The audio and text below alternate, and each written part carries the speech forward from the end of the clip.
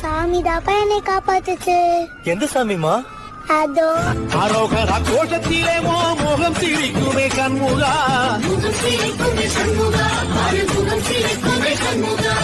சித்திர நாடிலும் கண்முகா, அந்த உற்சவ நாடிலும் கண்முகா, நாளுங்கிழமையும் கண்முகா, ஒரு உண்மையை சொல்லவ கண்முகா, ஆறு படையிலும் ஆறு காலத்திலும் புத நடக்குமே கண்முகா, புத நடக்குமே கண்முகா.